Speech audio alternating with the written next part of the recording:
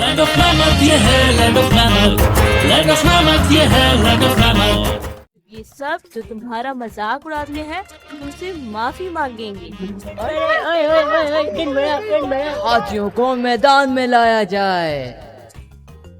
और अपनी मामा की ये बात सुनकर इसने बहुत मेहनत करना शुरू कर दी और सर्कस के करतबों की खूब प्रैक्टिस करने लगा। वक्त गुजरने के साथ साथ फेंटी ने अब इन बच्चों की बातों का बुरा मानना छोड़ दिया था, लेकिन फेंटी अपने दिल की बात या तो अपनी मामा से कहता था या फिर अपने एक और दोस्त से जिसका नाम चार्ली था। चार्ली को सर्कस में दी डांसिंग क्रो यानी के नाचने वाला कौवा भी कहा जाता था। चार्ली के लिए फेंटी के दिल में बहुत मोहब्बत थी और चार्ली भी इससे बहुत प्यार करता था।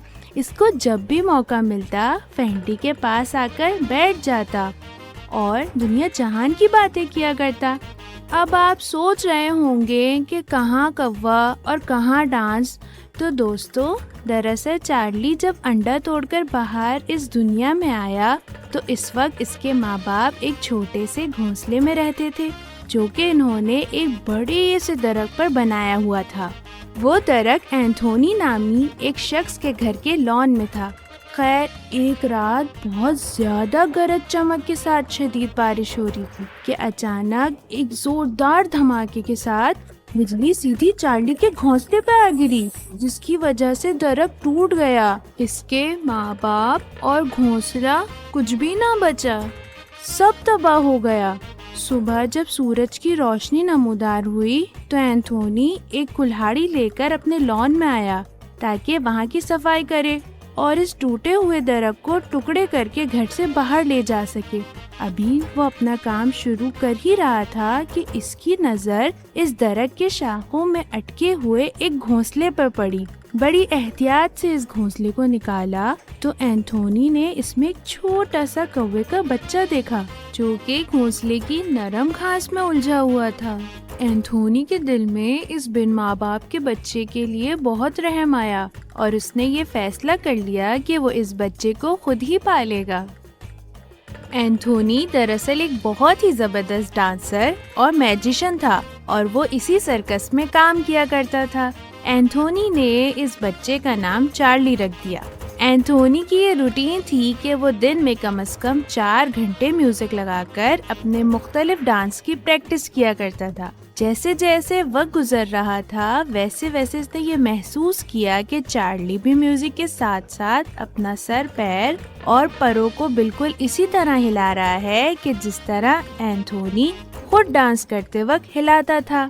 फिर क्या था, एंथोनी को पहले ही एक डांस पार्टनर की तलाश थी और चार्ली की सूरत में इसे अब एक ऐसा डांस पार्टनर मिल गया था जो कि इसके साथ 24 घंटे रहता था।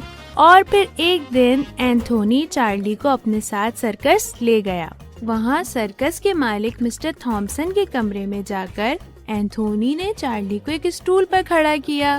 पहले तो मिस्टर थॉमसन को एतराज हुआ, मगर जब म्यूजिक पर चार्ली ने बिल्कुल एंथोनी की तरह डांस किया तो वो बेइंतहा खुश हुए और चार्ली को भी सर्कस का हिस्सा बना लिया। अब चार्ली की वजह से एंथोनी को सर्कस में एक बहुत अहम मुकाम मिल चुका था।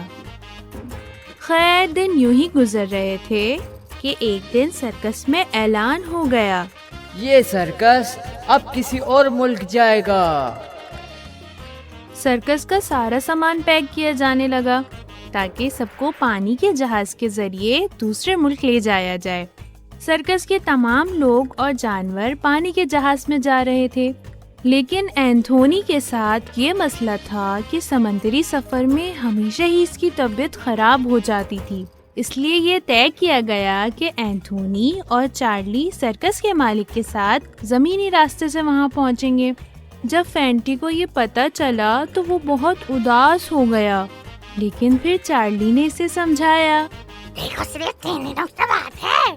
शेन्यू से समंदरी रास्ते निकलोगे और अचांडा पहुंच जाओगे। तुम समंदर के रास्ते से पहुंचोगे और मैं जमीन के रास्ते से। इसमें परेशानी की क्या बात है? लेकिन न जाने क्यों फेंटी का दिल बहुत घबरा रहा था। वो कहने लगा, ऐसा लग रहा है कि मैं किसी मुसीबत में फंस जाऊंगा। देखो, सिर्फ 3 दिनों की बात है।